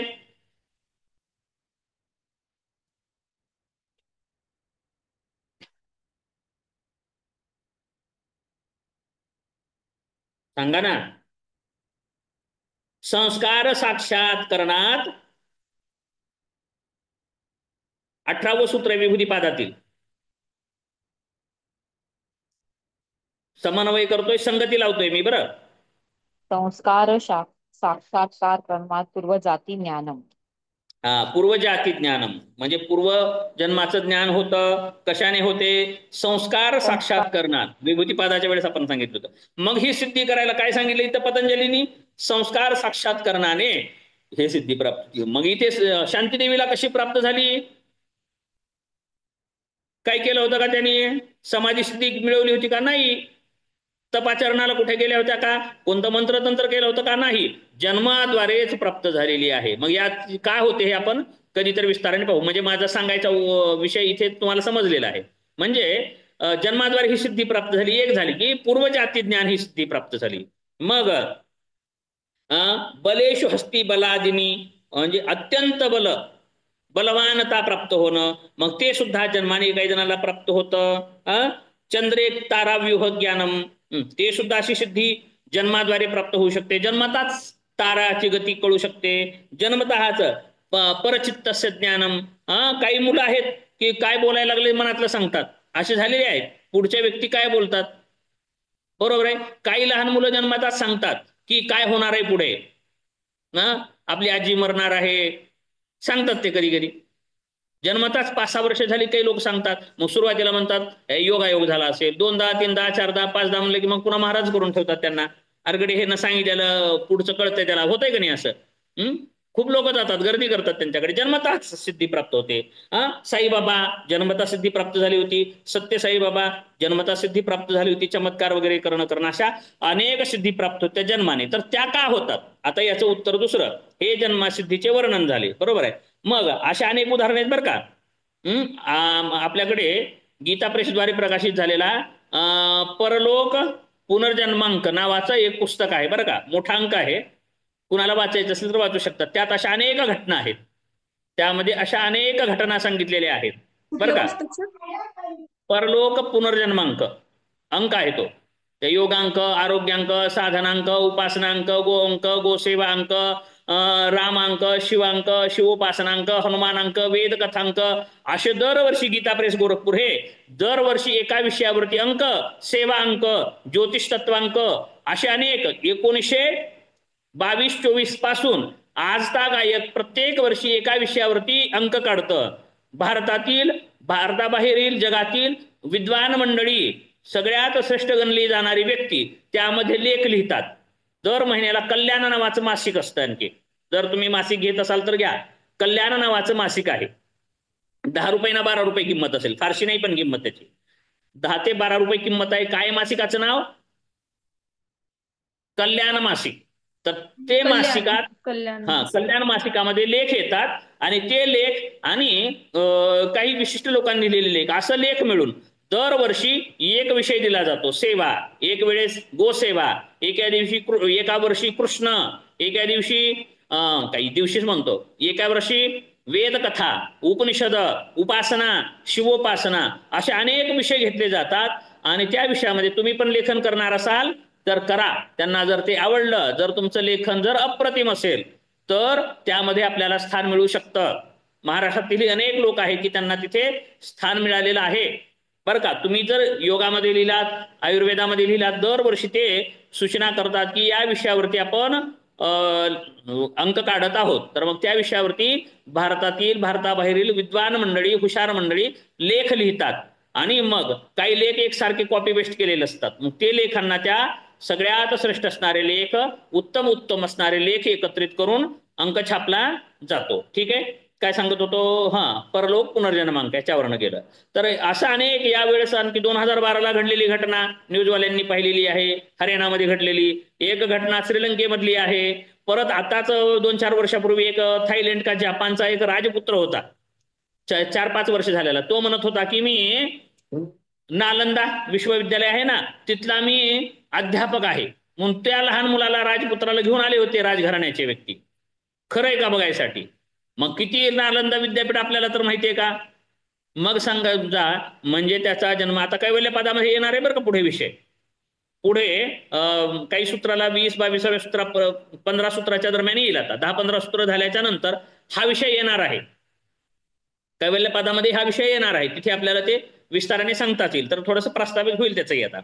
तर त्यांना सुद्धा त्यांनी सांगितलं मी इथे राहत होतो, असं होतं, रचना वगैरे त्या काळाची. म्हणजे 1,500-1,000 वर्षापूर्वी जे घडलेलं आहे, म्हणजे त्यानंतर त्याला जन्म मिळालेला आहे. आणि पतंजलींनी सांगितलंय बरं का, व्यास भाष्यकारांनी सांगितलंय की करोडो जन्म जरी झाले असते तरी चित्तामध्ये त्या जन्माचे संस्कार साठलेले असतात. दुधगावकर सर, फ्राईड, कार्ल जुंगने आणि ॲडलर, कार्ल युंग जो आहे, यांनी सुद्धा पातंजल योग दर्शन हे सर्वात उत्तम मानसशास्त्र आहे असं मानलेलं आहे. युंग नावाचा जो मानसशास्त्रज्ञ तज्ञ आहे पाश्चिमात्य मानसशास्त्र अभ्यासक, हे योग दर्शनाला सर्वात श्रेष्ठ मानसशास्त्र आहे असं सांगतात बरं का. मानसशास्त्रां ज्यांना अभ्यासायचंय त्याने योग दर्शनाला अभ्यासावं. कारण पाश्चिमात्य मानसशास्त्र जिथे थांबतं बरं का, पाश्चिमात्य मानसशास्त्र जिथं हात टेकतं, आम्हाला कळना बाबा. पाश्चिमात्य मानसशास्त्र काय म्हणतं, आम्हाला कळना बाबा म्हणत नाहीत ते बरं का, म्हणत नाहीत ते तसं. पण जिथं हात टेकतं त्यांचे उपाय संपतात तिथे योग दर्शन नावाचं भारतीय मानसशास्त्र सुरू होतं बरं का. मग योग दर्शनाचा ज्याने अभ्यास केला नाही MA योगशास्त्रामध्ये, त्यांनी MA योगशास्त्राचा फायदाच घेतला नाही, काहीच फायदा घेतला नाही. विचारणारे पाहिजे होते मला, तुम्ही आव्हान देणारे पाहिजेत. मी पण जास्त अभ्यास करून शिकवेन, विचारणारे पण नाही, करावं काय. मग वाचन करणारे पाहिजे तर विचारणारे होतील. ठीक आहे. तर कसं आहे मानसशास्त्र पहा. मग काय सांगत होतो, कुठवर आलो होतो, मानसशास्त्र आहे ते. म्हणजे मन काय आहे, चित्त काय, चित्तामध्ये संस्कार काय आहेत. मग हे आता पाश्चिमात्य मानसशास्त्र काय म्हणतं, अबोध मन, जागृत मन इत्यादी प्रकार करतात. 3 वर्षापर्यंत बालपणीचं सांगतात. मग आपलं शास्त्र काय सांगतं, गर्भसंस्कार सांगतं. आपलं शास्त्र काय सांगतं, गर्भावरती सुद्धा संस्कार होतात. ठीक आहे, इतकंच. ठीक आहे, गर्भात आल्यापासूनचेच मानतं का, नाही. चित्त संस्कार, चित्तावरती अनेक जन्माचे संस्कार होतात हे सुद्धा सांगतं. ते संस्कार कसे ओळखायचे, ते ज्ञान कसं प्राप्त केलं पाहिजे, ते संस्कार कसे घालवायचे, ते संस्कार कसे घालवायचे. मग जर आपल्याला मानसिक समस्या असतील मुलांबद्दल किंवा व्यक्तीबद्दल, आपण मानसशास्त्र तज्ञाकडे जातो काउन्सिलिंगसाठी. हे असं का करायला लागलंय, बरोबर, आमचं लेकरू असं का करतंय, तसं का करतंय. मग हे वेस्टर्न सायकोलॉजीवाले काय म्हणतील, त्याचं लहानपण कुठे गेलं, बरोबर आहे, त्यानं कुठे राहत होता, काय खात होता, कुठे होता, कोणत्या शाळेत होता, मित्राशी भेटू द्या, त्याच्या राहायच्या ठिकाणी भेटतील. 2-3 वर्षापर्यंत तो कुठे होता, जास्तीत जास्त एवढ्या बालपणापर्यंत जातील. तरी उत्तर मिळत नसेल, मिळणार नाही त्यांना उत्तर. तर आपल्या त्याच्याही पुढची अभ्यास सांगतं की याच्या पूर्वजन्मामध्ये काय होतं. योगदर्शन काय सांगतं, याच्या पूर्वजन्माचा प्रभाव याच्यावरती आहे. याच्या चित्ताचे संस्कार जाणले पाहिजेत. परचित्तस्य ज्ञानम सांगितलंय ना, सिद्धी विभूतिपादामध्ये आहे. परचित्तस्य ज्ञानम, परजाती ज्ञानम इत्यादी अनेक सिद्धी सांगितल्या आहेत, त्या योगदर्शनाद्वारे प्राप्त होतात. म्हणजे त्यांना योगदर्शन सिद्धी प्राप्त झाली, त्यांना समग्र मानसशास्त्र कळालं. आणि ज्यांना योगदर्शन सोडून मानसशास्त्राचा अभ्यास करतात त्यांना काहीच नाही कळालं, अर्धच कळालं. काहीच नाही कळालं कशाला म्हणायचं अर्ध कळालेलं आहे, अर्ध कळायचं बाकी आहे. म्हणून समग्र कळण्यासाठी योगदर्शनाकडे यावे लागेल. तर काय सांगायचं होतं, जन्मज सिद्धी अशा अनेक प्रकारचे आहेत. म्हणजे पूर्वजन्माचं ज्ञान होणं, एवढं सिद्धी सांगतोय मी. एवढा वेळ काय बोललो मी तुम्हाला, पूर्वजन्माचं ज्ञान जन्मताच होतं काही जणांना. मग आता काही जणांना मग आता दुसऱ्या सिद्धीच्या प्रकाराच्या वेळेस सांगू. आणखी परत काय सांगायचं, दूरश्रवण सिद्धी. दूरश्रवण म्हणजे दूर कुठे काहीतरी बोलत आहेत आणि ते गोष्टी ऐकायला येणं, जन्मताच कळायला लागतं. कोणीतरी काही बोलत आहे बघा तुमच्याविषयी असं सांगायला लागलं आणि ते खरं व्हायला लागलं, मग काय कळतं, त्याला दूरचं ऐकायला येतं, हे सिद्धी. कर्णपिशाचिनी वगैरे म्हणतात, पण ते काही जन्माने प्राप्त होत नाही. तर कर्णपिशाचिनी कानात येऊन सांगते म्हणे. आपले कोणते बागेश्वर बाबा सांगत होते बघा, ते लिहितात ते. मग त्यांना म्हणतात कर्णपिशाचिनी सिद्धी झालेली आहे, त्यांना ते प्राप्त झालेली आहे म्हणतात. मग ते तपाद्वारे काही साधना केल्याद्वारे किंवा मंत्राद्वारे कर्णपिशाचिनी प्राप्त झाली की सांगायला लागते असं असं झालंय. पुढचा व्यक्ती येऊन बसला की त्या व्यक्तीबद्दल सांगायला लागतात की काय झालंय, कसं झालंय, काय काय झालं होतं, असं होतं. मग त्याला म्हणायचं कर्णपिशाचिनी प्रसन्न होणे. भूतसिद्धी वगैरे मिळते, भूत प्रेत आदी येऊन सांगतात असंही म्हणलं जातं. परंतु जन्मताच काही जणांना असते. काय आपले पासी सर म्हणले होते बघा, निळावंती ग्रंथाबद्दल पण निघालतो. कुणाला माहिती आहे की निळावंती, दुधगावकर सर माहिती आहे का? तिला जन्मताच पशु पक्ष्याची भाषा येत होती म्हणे. नाही नाही ऐकला? माहिती. नाही नाही ऐकलं तुम्ही? माहिती नाही मला. तुम्ही सांगितलं, पासी सरांनी सांगितलं. तुम्ही ऐकलंय सांगितलं, कोणी? तुम्ही सांगितलं सरांच्या आधीच्या क्लासमध्ये. आधी सांगितलं का तुम्हाला? सगळं सांगताव काय की मी निळावंती बद्दल अशी आख्यायिका आहे. मग तो ग्रंथ वाचला की वेडच होतो म्हणे माणूस. परंतु तिला म्हणे जन्मताच पशु पक्ष्याची भाषा येत होती असं असं सांगितलं जातं. मग ते पूर्वजन्मातील यक्षिणी होती असं म्हणतात. काय तो विषय, अशा अनेक आख्यायिका आहेत बरं का. म्हणजे पूर्वजन्माद्वारे सिद्धी होतात. म्हणजे काय, पशु पक्ष्याची भाषा कळणं ही एक सिद्धी झाली. दूरश्रवण सिद्धी झाली. दूरदर्शन, खूप दूरचं दिसायला लागतं, दूरचं दिसायला लागतं आपल्याला, खूप सूक्ष्म दिसायला लागतं. मग म्हणून असं कसं काय, आपल्याला दुर्बिणीद्वारे दिसत नाही, आपल्याला भिंग घ्यावं लागतं, बारीक बारीक कण पाहावे लागतात. कसं काय दिसतं, काय की बुवा आम्हाला जन्मताच हे आपोआपच प्राप्त होतं. परत काय म्हणलं, पाणी दिसणे. जमिनीमध्ये जे काही आहे पाणी किती फुटावर आहे, काय आहे, कसं झरा कुणकडून कुणकडे जातोय, हे पायाळू लोक सांगतात. म्हणजे तो जन्माता सिद्धी प्राप्त झालेली आहे. म्हणजे दिसण्याची सिद्धी झाली, ऐकण्याची सिद्धी, दर्शनाची सिद्धी, बरं का. काही वेगळं वेगळं करण्याची सिद्धी, पाठांतराची सिद्धी, जन्मतःच वेगवेगळ्या भाषा येणं, जन्मतःच दुसऱ्याच्या चित्ताचं ज्ञान होणं, अशा अनेक काय प्रकारे ते निव्वळ जन्माने प्राप्त होतात. त्याला काय म्हणायचं, या सिद्धी कशा आहेत, बिना साधनेचं, बिना औषधाचं प्राप्त होतात. त्याचं नाव आहे जन्मज सिद्धी, म्हणजे जन्माद्वारे प्राप्त होणाऱ्या. मग जन्माद्वारे का प्राप्त होतात, तर या सिद्धी पूर्वकाळामध्ये, पूर्वजन्मामध्ये केलेली साधना, त्या साधनेचे चित्तावरती संस्कार झालेले असतात. चित्तावरती काय झालेलं असतं, संस्कार झालेले असतात.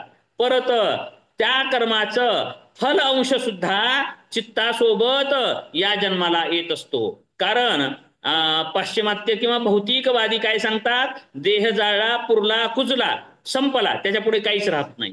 परंतु भारतीय दर्शन सांगतं, देह जळतो, देह कुजतो, परंतु सूक्ष्मदेह चित्त हे सोबत जळत नाही. लिंग देहासोबत पूर्वकर्मातील कर्मे, चित्तावरती झालेले संस्कार हे सोबत घेऊन जन्मजन्मांतराला फिरत असतो. आणि तेच नष्ट करण्यासाठी आपल्याला कैवल्य प्राप्ती करायची आहे. आलं लक्षात? तर मग पूर्वजन्मामध्ये केलेली योग साधना असू द्या, ती वाया जात नाही बरं का. योग साधनेचं एक महत्व असं आहे की जे काही साधना केलेली ते आपोआपच पुढील जन्मामध्ये येते. मंत्र जप असू द्या, आणखी साधना असू द्या, तपश्चर्या असू द्या, जे जे काही सिद्धी आहे आध्यात्मिक, ते प्रत्येक कार्य केलेलं त्याचं जे संस्कार आहे चित्तावरती झालेले, ते पुढील जन्मामध्ये आपोआपच येत असतात. ठीक आहे, काय सांगत होतात, काही बोलायचं का सर? हे मग आपण जे म्हणतो म्हणजे ज्ञानोबारायांनी 12व्या वर्षीच त्यांनी ज्ञान सांगितलं, मग त्यांची ती जन्मजात सिद्धी होती का? हो, उपजताची ज्ञानी हे वर्म जाणोनी आले शरण चांगदेव. सांगतात की चांगदेव उपजताची ज्ञानी, शंकराचार्य उपजताची ज्ञानी, अष्टवर्षे चतुर्वेदी, द्वादशे सर्वशास्त्रवेद, षोडशे कृतवान भाष्यम, द्वात्रेशम निरभ्यगात. आपल्या लेकराला 16व्या वर्षी काही कळत नाही, मग आईनं सोडायला जावं लागतं, आणावं लागतं. 16व्या वर्षी त्यांनी भारत फिरून आले. अहो भारत फिरून आले, आपले 25 वर्ष झाले तरी कळत नाही, लेकरावर विश्वास नाही, आपल्याला कळत नाही वाटतं लेकराला. आणि 6व्या वर्षी 8व्या वर्षी त्यांनी चतुर्वेद पाठ केले. आपण म्हणतो पाठ होणं शक्य नाही, तर ते पूर्वजन्माची स्मृती आलेली आहे. मग आपण सुरूच करत असताना विषय काय सुरू केलाय? विदेह योगी आणि प्रकृती लीन योगी. भव प्रत्यय समाधी, उपाय प्रत्यय समाधी, हे विषय का घेतला? तर ज्ञानोबा राय, आपण समाधी पादामध्ये हे बोललो होतो, ज्ञानोबा राय हे विदेह योगी आहेत, जे जन्मतःच त्यांना सिद्धी प्राप्त झाली आहे. आणि आपल्याला ते पुढे पाहायचंय, पुढे येणार आहे विषय, परत परत परत परत ते रिपीट होत आहे आपल्याकडून परत. तर कारण असं आहे, योगी आता साधना करत आहेत आपण, आता उपाय प्रत्यय म्हणायचं याला आपण. उपाय प्रत्यय समाधी आपण साधनेद्वारे चित्तवृत्तीचा निरोध प्राप्त केला. चित्तवृत्तीचा निरोध प्राप्त झाल्याच्या नंतर काय होतं? तर हेतू फल आश्रय स्थानानाम, हे जे काय सांगितलंय आता पातंजली योग दर्शनामध्ये, हेतू फल आश्रय स्थानानाम, काय सूत्र बघा, 11वं सूत्र कैवल्य पादातील, कैवल्य पादातील 11वं सूत्र.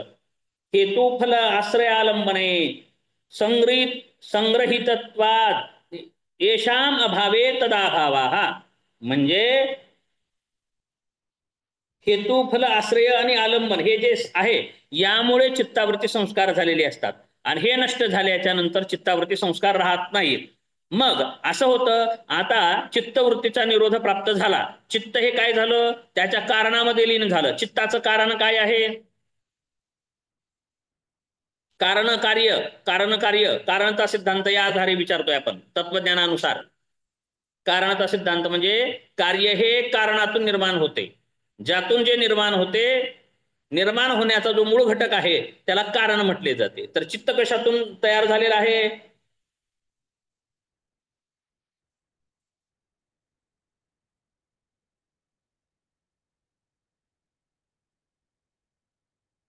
नाही, तुम्हाला तत्वज्ञान शिकवाय नाही ना मी. यावर्षी शिकवले तत्वज्ञान बघा, सांगितलं की लगेच सांगतात कारणता सिद्धांत, सगळे विषय म्हणून तर शिकवाय पाहिजे मी सगळं.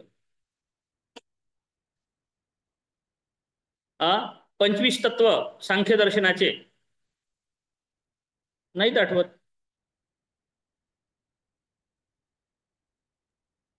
आठवतात सर, नाही आठवत? आठवतात. तर प्रकृती मूळ कारण झालं. पंचमहाभूते प्रकृती तन्मात्रा. आधी आधी सुरुवात, त्याच्या अगोदरच प्रकृती, प्रकृतीपासून महत, प्रकृती महत, मन, त्यापासून अहंकार, अहंकार, त्यापासून अहंकार, चित्त तयार मन, झालं. हो पंचमहाभूते, पंचतन्मात्रा आणि ज्ञानेंद्रिय हो, आणि ठीक आहे, कर्मेंद्रिय. हो बरोबर आहे, बरोबर, छान. तर अहंकार यापासून चित्त बनलेलं आहे, बरं का. अहंकारापासून चित्त बनलेलं आहे. अहंकार कशापासून बनलेला आहे? महतबुद्धीपासून बनलेला आहे. महतबुद्धी कशातून निर्माण झालेली आहे? प्रकृतीपासून झालेली आहे. आणि प्रकृती हे आदी कारण आहे, मूळ कारण आहे. प्रकृती कशापासून तयार झालेली नाही, बरोबर आहे. प्रकृती अनादी आहे, बरोबर आहे. हेच योगदर्शनाने सिद्धांत स्वीकारलेले आहे, तशाला तसे. तर म्हणजे अहंकारापासून हे तयार झालेली आहे. मग चित्त काय होतं? मूळ कारणामध्ये विलीन होतं. चित्त नष्ट झालं, चित्तवृत्ती निरोध झालं. मग चित्त काय होतं? मूळ कारणामध्ये विलीन होतं. मूळ कारणामध्ये अहंकारामध्ये विलीन. अहंकार कुठे जातो? मूळ कारणामध्ये. कोणत्या मूळ कारणामध्ये?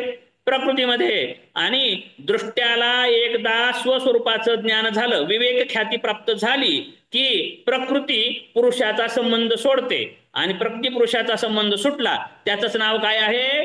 कैवल्य. त्याचं नाव काय आहे? कैवल्य. म्हणजे त्याचंच नाव आहे मोक्ष, मुक्ती. ते कशासाठी सांगत होतो आपण? चित्त. मग जोपर्यंत चित्त आहे, मग असं झालं, योग याबद्दल सांगत आहे, ज्ञानोबा विषय घेतला होता तुम्ही ना. तर मग या जन्मामध्ये आपण योग मार्गाद्वारे, साधनेद्वारे समाधी प्राप्त केली. समाधी प्राप्त केली म्हणजे काय प्राप्त केलं? योग चित्तवृत्ती निरोधा. चित्तवृत्तीचा निरोध झाला म्हणजे चित्त आता राहिलेला आहे का? नाही. चित्तावरती संस्कार राहिलेले आहेत का? नाही. फल राहिलेलं आहे का? नाही.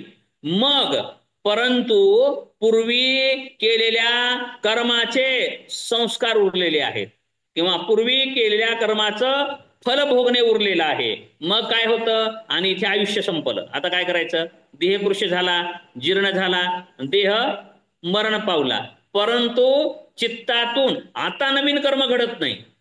चित्ताकडून आता काय होत आहे, कारण समाधी प्राप्त झालेली आहे. आता तो काहीही करू द्या, कर्म केलं तरी त्याच्याकडून कर्म घडत नाही, पापही घडत नाही, पुण्यही घडत नाही. पाप पुण्य घडत नाही, त्यामुळे त्याला फलप्राप्ती होते का, होत नाही.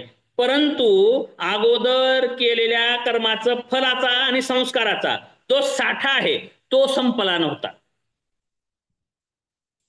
अर्चनाताई, परंतु आता नवीन समाधी तर प्राप्त झाली याच जन्मामध्ये, परंतु संस्कार शेष राहिलेले आहेत. मग आता काय होतं, मग तसा योगी जन्म घेतो, पुढचा जन्म घेतो, आणि जन्म घेतला तरी त्याच्याकडून कर्म घडतं का, घडत नाही. परंतु अगोदर केलेल्या कर्माचे संस्कार शेष, संस्कार शेष समाधी, समाधी पादामध्ये आलेला आहे विषय तो. संस्कार शेष पहा तिथे जाऊन तुम्ही. तर त्यावेळेस मग ते संस्कार आणि कर्मफलाचा जो भाग राहिलेला आहे शिल्लक, तो सारण्यासाठी जन्म होतो, आणि ते सारल्याच्या नंतर तो योगी मुक्त होतो. अलग लक्षात, मुक्त होतो नाही, मुक्त आहेच आहे योगी, तो मुक्तच असतो, त्याला साधना करण्याची गरज नाही. परंतु अगोदर राहिलेले संस्कार संपवण्यासाठी आलेला असतो. मग त्याला म्हणायचं विदेह योगी. याला नाव काय आहे, विदेह योगी. यालाच भगवद्गीतेमध्ये काय म्हणतात,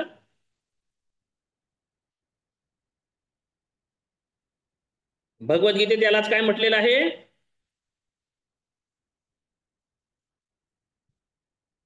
योगभ्रष्ट. योगभ्रष्टो विजायते. योगभ्रष्ट म्हणजे पूर्वीच्या मार्गातील योग साधना केलेला व्यक्ती या जन्मामध्ये उपजताच त्याला ज्ञान प्राप्त असतं असं म्हणतात. मग या पूर्वजन्मात केलेली साधना, पूर्वकर्मात जन्मात केलेली तप याद्वारे या जन्मामध्ये आपोआपच उपजत काही चमत्कारिक सिद्धी राहतात. म्हणजे पूर्वजन्मात केलेल्या साधनेचं, सिद्धीचं जशास तसं, जशाला तसे या जन्मामध्ये प्राप्त होणारी सिद्धी म्हणजे काय आहे, ती जन्मज सिद्धी. ठीक आहे, आपण जन्मज सिद्धीपाशी थांबूया. तिथे पुढच्या उद्याच्या तासामध्ये आपण औषधीची सिद्धी काय आहे ते पाहूयात. औषध सिद्धी किंवा औषधीची सिद्धी, औषध सिद्धी नाही, आयुर्वेदामध्ये औषध सिद्धी म्हणतात, म्हणजे औषध प्राप्त होणे नाही, औषधीद्वारा प्राप्त होणारी सिद्धी हे आपण पाहू. आयुर्वेदामध्ये याबद्दल विषय आलेला आहे, कौटिल्य अर्थशास्त्रामध्ये आलेला आहे, तंत्रशास्त्रामध्ये विषय आलेला आहे. असं अनेक अनेक ग्रंथाद्वारे किंवा आपण व्यवहारामध्ये आपण पाहतो की औषधीद्वारा सुद्धा अनेक सिद्धी प्राप्त होतात. त्या कशा प्राप्त होतात मी उद्याच्या तासामध्ये सांगेन बरं का. प्रश्नाचं उत्तर खूप लिहिता आलं पाहिजे आपल्याला. जन्मज सिद्धी, जन्मज सिद्धी कशा प्राप्त होतात, मग जन्मताच का बरं प्राप्त होतात, तर पूर्वजन्मामध्ये केलेले कर्म, पूर्वजन्मात केलेले तप, पूर्वजन्मात केलेली मंत्रसिद्धी, पूर्वजन्मात केलेली समाधी सिद्धी, आणि त्याद्वारे जे सिद्धी पूर्वजन्मात आहेत त्या जन्माद्वारे आपोआपच प्राप्त होतात. मग त्या कशा असू शकतात, दूरश्रवण, दूरदर्शन, परचित्त ज्ञान, पूर्वजन्माचं ज्ञान, परचित्त ज्ञान, परकाया प्रवेश, अशा अनेक अनेक सिद्धी असू शकतात. हे असं उत्तर लिहू शकतो. त्याच्या खाली पुन्हा उदाहरण ज्ञानोबाराय, गजानन महाराज, साईबाबा, आणखी काही काही काही असं आपण सांगू शकतो, म्हणजे लिहिण्याच्या उत्तराच्या अनुषंगानं. आता ते उरलेला भाग आपण औषधी, मंत्र, तप इत्यादी सांगणार आहोत. त्यामध्ये औषधी, औषधीचे प्रकार, काही ग्रंथांमध्ये औषधीबाबत काय काय सांगितलेलं आहे, महर्षी वात्स्यायनांनी काय सांगितलेलं आहे, कौटिल्य चाणक्याने काय काय सांगितलेलं आहे, कोणत्या औषधीने कशी सिद्धी होती, असे काही मोजके सांगणार आहे. म्हणजे याकडे औषधी आपण पण प्राप्त केल्या पाहिजेत असं वाटेल, अशा 2-4 औषधी सांगतो मी तुम्हाला.